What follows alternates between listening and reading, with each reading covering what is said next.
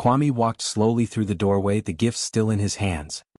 He had imagined Amma's laughter when she saw the small beads he bought for her, and his mother's smile when she received the soft scarf he had chosen. But none of that came. Instead, the house felt cold, as if the walls themselves carried a secret. He placed the gifts carefully on a small table near the entrance, his heart already sensing that this evening would not be as he had hoped. The rooms were quiet, but not in the calm way he knew. This silence was tense. It made him stop in the hallway and listen. He could hear faint sounds, shuffling, whispers, and the soft creak of movement. His brow furrowed. Usually, Amma and Abina would be chatting in the kitchen or laughing about something. Today it felt as if they were hiding their voices. Kwame took a deep breath. He had worked long hours that day, dreaming only of peace when he came home. The house was supposed to be his safe place, but instead it felt like a stranger's dwelling. He rubbed his palms together, trying to shake off the uneasy feeling, yet it grew heavier with each step. As he moved toward the sitting room, memories filled his mind. His mother had lived with them since his father passed.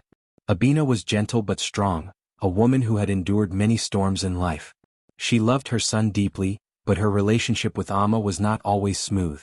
Kwame often tried to bridge the gap between them, hoping love would grow stronger with time. He believed that with patience and care, his small family would one day live in harmony. But tonight the air told him otherwise. He paused at the edge of the living room door, his hand on the frame. There was no sound of cooking pots, no smell of soup or stew, no laughter. Only the faint scrape of a chair and the rustle of clothes. His chest tightened. He wanted to call out, to say, "Amma? Mama? I'm home," but something held his tongue. It was as if a quiet voice inside told him to wait, to listen before stepping forward. Kwame's eyes drifted to the gifts on the table behind him. He had imagined joy, but now he wondered if they would even be opened. His thoughts tumbled. Had he done something wrong? Had there been an argument? He tried to push away the worry, but his heart told him the truth. There was a storm in the house. The evening light filtered through the curtains, casting long shadows on the walls. The house seemed to breathe with secrets, and Kwame stood still, listening harder. He could almost hear the sharp edges of voices, but they were hushed, controlled, as if someone was trying not to be discovered. He clenched his fist gently at his side. He had grown up believing that family was sacred, that peace at home was more valuable than gold. That belief now felt fragile, like glass ready to break. Slowly, carefully, he moved closer to the staircase, where the faint sound seemed to lead. His steps were light, his breath shallow. He did not want to disturb the moment yet. Deep inside, fear began to grow, not fear of danger but fear of truth. Sometimes truth was heavier than lies, and Kwame wondered if he was ready to face what lay ahead. The gifts remained untouched in the quiet room behind him, but Kwame knew the evening was no longer about beads and scarves. It was about something much deeper, something that would change everything. At that moment, standing in the dim light of his own home, Kwame realized that peace could shatter without warning.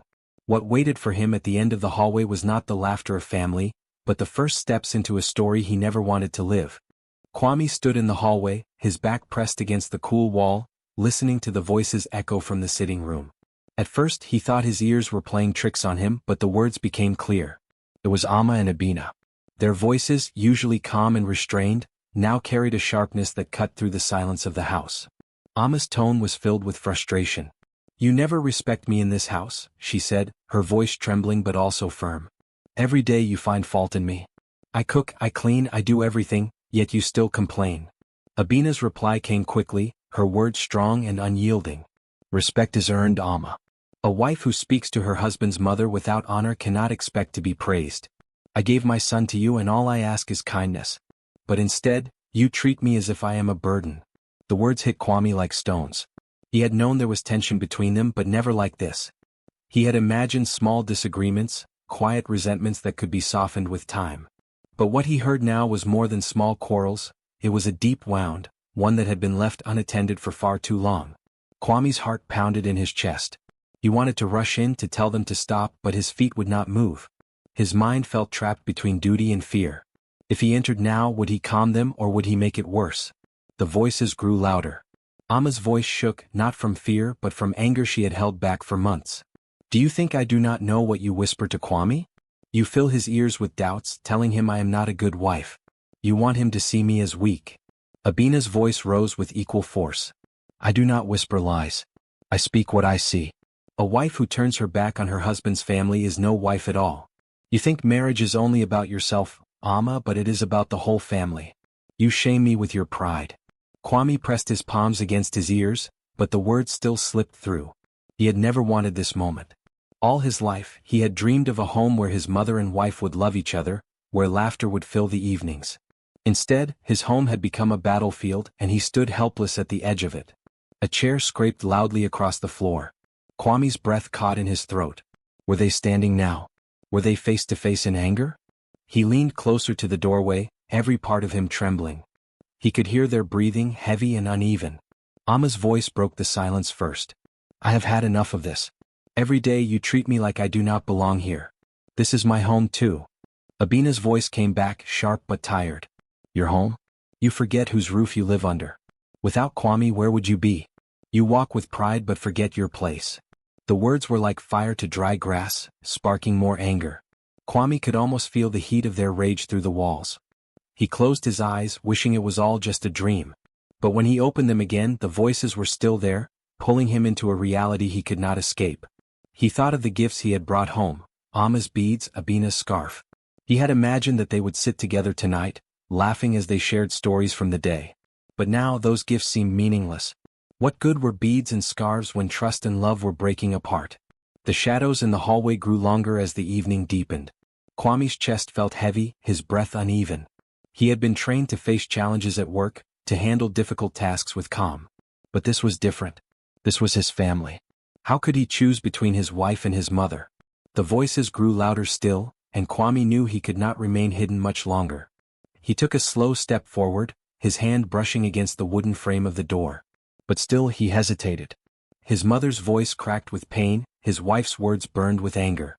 He felt trapped between two women he loved deeply, unable to bring peace to either. The sound of bitterness filled every corner of the house, wrapping around him like a storm. He clenched his jaw and prayed silently for strength, though he knew that prayers alone could not stop what was happening. At that moment, Kwame understood that his home was no longer the safe place he once believed it to be. The walls that had once held love now carried echoes of division. And though he stood silent in the hallway, he knew this was only the beginning of a truth he could not ignore. Kwame's footsteps were slow as he finally moved toward the sitting room. His breath was shallow, and every sound in the house seemed louder than usual. The creak of the floor beneath him, the beating of his heart, the angry voices that filled the air. He told himself to stay calm, to step inside and stop the fight before it grew worse. But before he could speak, something happened that would change everything. At the top of the staircase, Amma and Abina stood facing each other. Their voices had grown so sharp that they seemed more like cries than words. Amma's hands were clenched tightly at her sides, her chest rising and falling quickly. Abina, though older, stood with equal fire, her finger raised as if pointing to all the anger she had carried in her heart. Kwame opened his mouth to call out, but the word never left his lips. In a flash, Amma's hands moved. With a sudden push, she shoved Abina. The moment slowed. Kwame's eyes widened in disbelief, his body frozen where he stood. He could not believe what he was seeing. Abina's feet slipped and her body staggered backward. Her hand shot out, reaching desperately for the wooden railing. Her fingers brushed it, but her grip slipped away. The sound of her cry filled the air. It was not just a cry of fear, it was a cry of betrayal. Her own son's wife, the woman she had accepted into the home, had turned her anger into action. Kwame's heart pounded so hard that he felt it echo in his ears. He wanted to move, to run forward and catch her, but his legs felt as heavy as stone. His mind screamed for him to act, but his body betrayed him. He stood there, powerless, as Abina's body leaned closer to the edge of the stairs. Amma's face twisted with shock. The fire in her eyes dimmed the instant she realized what she had done. Her hands shook, her lips parted, but no words came out. The anger that had driven her vanished in that second, replaced with horror. She had not thought about what would happen after the push. She had not thought about what it would mean. Kwame's eyes darted from his wife to his mother. In that short moment he felt his entire world collapse. The woman who raised him, the woman who had sacrificed for him, was now falling. The woman he chose to marry, the woman he trusted with his heart, was the one who had pushed her. Time seemed to stretch into eternity. The shadows from the lamps flickered across the walls, and the sound of Abina's clothes brushing against the stairs mixed with the pounding silence in Kwame's head. He wanted to close his eyes, to block out what he saw, but he could not. His eyes stayed locked on the horror in front of him. Finally, Abina's body hit the steps with a thud that echoed through the house. Her hand still reached upward as if asking for someone to hold her. The sound broke Kwame free from his frozen state. He rushed forward, his heart racing, his voice finally breaking free in a desperate shout. "Mother!" The word tore from his throat like a wound. He knelt beside her, his hands trembling as he tried to lift her gently. Abina groaned, her face twisted in pain, but her eyes slowly opened. She looked at her son, tears forming at the corners of her eyes. For a moment, her lips moved as if to speak, but no sound came out. Amma stood a few steps away, her hands covering her mouth. She could not bring herself to move closer. Her body shook, her eyes wide with fear, not of Abina but of what she had done. The silence between them grew heavier than any words. Kwame's thoughts were a storm. He could not understand how it had come to this. He thought of the times Amma had smiled kindly at his mother, the times they had shared meals together, the times he believed they were learning to love each other. Now those memories felt like illusions, fragile and broken. He turned his head slowly toward Amma. His eyes, once filled with love for her, now burned with questions and disbelief. He wanted to ask her why. He wanted to demand an answer. But the words stuck in his throat. Amma lowered her hands, her voice shaking when she finally spoke. I didn't mean," her words broke, falling apart before they could be finished. "It happened so fast. I didn't mean to." But Kwame could not listen. His mind was torn in two directions, one half clinging to his mother's pain, the other staring at his wife with a mixture of love and fear. His heart was breaking, piece by piece, as he realized the safe home he dreamed of had shattered before his eyes. The sound of Abina's weak breathing pulled him back. He cradled her carefully, whispering words of comfort even though his own voice shook. "You're going to be all right, Mother? Stay with me. Please stay with me." Amma took a small step forward, her hands still trembling. She wanted to reach out, to show that she had not meant harm, but every movement she made felt like another wound to Kwame. He lifted his hands slightly, a silent gesture that told her to stop. She froze, her tears spilling down her cheeks. In that moment, Kwame realized that nothing would ever be the same. The love he once believed could hold his family together now felt like sand slipping through his fingers. Trust had been broken, and no gift, no word, no action could mend what had just happened.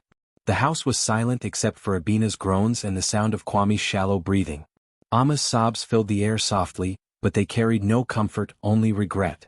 The evening that was meant for surprises and joy had turned into a night of heartbreak and shadows. Kwame stared down at his mother and then back at his wife. His chest ached, his mind a blur. For the first time in his life, he did not know who he was standing with, who he could trust, or how he could go on from this moment. The man who once dreamed of a home filled with love now stood in a house filled with fear. And as he sat by his mother's side, his eyes burning with unshed tears, Kwame knew that the truth of what he had seen would haunt him forever. Kwame's arms tightened around his mother as he guided her gently to the nearest chair. His hands shook, but his movements were careful, almost desperate. Abina's breathing was heavy, and her eyes blinked slowly, but she was alive. She leaned against the chair's wooden back, her fingers still gripping Kwame's arm for support. The sight of her fragile body trembling sent a sharp pain into Kwame's heart. Amma stood only a few steps away, her face pale as chalk. Her lips parted slightly, but no words came out. Her whole body trembled as if the walls themselves were pressing down on her. She kept her eyes fixed on the floor, unable to look at Kwame or Abina. The silence stretched long, louder than any scream, heavier than any accusation. Kwame finally raised his head. His eyes met Amma's, and for the first time since their marriage she could not find the comfort of his love there. His gaze was sharp, filled with disbelief and hurt. He wanted to ask her why, but the question clung to his throat, refusing to be spoken aloud. His silence was worse than words. Abina lifted a weak hand, brushing her son's arm. "I'm all right," she whispered, though her voice was faint and shaky. She wanted to calm him, but her words carried no peace.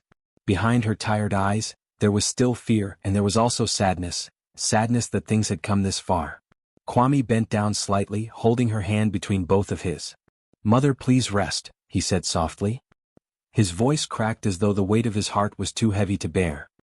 He brushed the strands of hair that had fallen loose across her face, his eyes glistening with unshed tears. Amma's chest rose and fell quickly. She wanted to move closer, to reach out, to say something that could undo what Kwame had seen. But her feet felt nailed to the floor. She knew that her hidden bitterness had been uncovered. The anger she had let grow for so long had burst out in a way she could never take back. Finally she whispered, her voice trembling, "Kwame, I didn't mean." She stopped. The words sounded empty even to her. No excuse seemed enough, no explanation strong enough to erase what had just happened. Kwame straightened up slowly. His face was calm, but it was the kind of calm that frightened Amma more than shouting ever could. His silence cut deeper than any angry word. He turned his attention back to his mother, helping her adjust the cushion of the chair and pouring her some water from the jug on the table. His movements were gentle, but every action carried the weight of a storm he was holding back inside. The air between them grew heavier with each passing second. The lamps in the room flickered softly, casting long shadows on the walls. The house, once filled with laughter and life, now felt like a cage of secrets and broken trust. Abina looked from her son to his wife. Her eyes, though weary, were still sharp. She could see the distance that had opened between them in that single moment. She wanted to speak, to heal, but the pain in her chest held her back. Kwame finally broke the silence. His voice was low, steady, but it carried the weight of his broken heart. "Amma," he said, not raising his eyes to her, "what I saw today, I cannot forget." Amma's knees grew weak and she took a step forward. "Kwame, please listen to me. I lost control. I didn't mean to hurt her." Her voice cracked and tears slid down her cheeks. "You have to believe me. I was angry, but I never wanted this." Kwame's hands tightened around his mother's. His jaw clenched as he listened, but he did not look at Amma. His silence spoke louder than any words. Amma wiped her tears with trembling hands. She remembered all the years they had shared, how Kwame had chosen her, how he had promised to build a life with her. She thought of the meals they had cooked together, the dreams they had whispered at night. And now, with one moment of anger, everything was slipping through her fingers. The sound of Abina's soft cough broke through the air. Kwame immediately turned his focus back to her, helping her sip from the cup of water. Amma watched and the sight struck her heart. The bond between mother and son was stronger than any wall she could build. And now, her actions had placed her on the other side of that bond. The silence lingered again. Amma stepped closer, her voice faint. "Kwame, I was wrong. I let anger take over me. Please forgive me." Kwame finally lifted his eyes to her. His face showed no anger, only sorrow. That sorrow cut Amma deeper than any harsh word. She wished he would shout, scream, or even curse her. But the quiet pain in his eyes was unbearable. He shook his head slowly. "Amma, forgiveness is not spoken, it is earned. Tonight you showed me a part of you I never thought I would see. And I don't know if I can ever forget it." Amma's tears fell freely now. She dropped to her knees, her hands clasped together as if begging. "I love you, Kwame. I love your mother too. I don't know why I let my anger grow. Please don't let this end us." Kwame's chest rose and fell heavily. He wanted to believe her words, to cling to the hope that this was only a mistake. But the image of her hands pushing his mother down the stairs burned in his mind. No amount of pleading could erase that memory. Abina, still weak, spoke softly. "Kwame," she said, her voice barely above a whisper, "do not let anger destroy your home. What happened was wrong, but do not let it take away your peace." Kwame looked at his mother, his heart torn in two. He knew she was right, but the wound was fresh and the pain was sharp. He placed his hand gently on her shoulder, nodding slowly. Amma reached out a hand toward him, but he did not take it. Instead, he helped his mother to her room, supporting her with gentle strength. As they walked past Amma, she lowered her head, ashamed and broken. When Kwame returned from his mother's room, Amma was still standing there, her hands trembling, her eyes red from tears. He looked at her one last time before turning away. The silence in the house grew deeper, heavier, pressing on both of them. It was a silence that carried the weight of a love broken and a family torn. And as Amma stood alone in that room, she realized that forgiveness might one day come, but trust had been shattered. Kwame stood in the center of the quiet room, his chest heavy as if the walls themselves were pressing against him. His eyes burned with pain, but they never left Amma. The silence stretched endlessly between them until finally, his voice broke through, low and steady. "Tell me the truth, Amma. All of it. No more hiding, no more excuses." "Why?" Amma's knees weakened. She sank onto the floor, her face buried in her hands as tears streamed down. Her voice shook when she finally spoke. "I was wrong, Kwame. I was consumed by jealousy. I felt small in this house, as if I did not belong. I thought your mother's place in your heart left no space for me. My anger grew and I let it control me." Kwame closed his eyes for a moment, his jaw tight. He wanted to stop hearing, but his heart demanded the truth. Amma's sobs filled the room, but so did her honesty. "I did not mean to harm her," she continued, choking on her own words. "But in that moment all the pain I carried burst out. I lost myself." The words cut Kwame deeply. He paced slowly across the floor, running his hand over his head. He thought of the sacrifices his mother had made, the love she had poured into raising him, and the quiet strength that had shaped his life. Then he thought of Amma, the woman he had chosen, the woman he had trusted with his heart. To see her anger turned against his mother shattered something inside him. "Do you realize what you almost did?" Kwame asked, his voice trembling. "If she had fallen, if she had—" His voice broke and he could not finish the sentence. The thought was unbearable. Amma lifted her tear-streaked face, her hands reaching toward him though he did not move closer. "I know, Kwame. And I hate myself for it. I have no excuse. All I can do is beg you, please forgive me. Please don't let this mistake end everything we built together." Kwame turned away, unable to look at her. The sound of her weeping filled the house, echoing off the walls. He wanted to reach out, to remember the love that once warmed his heart.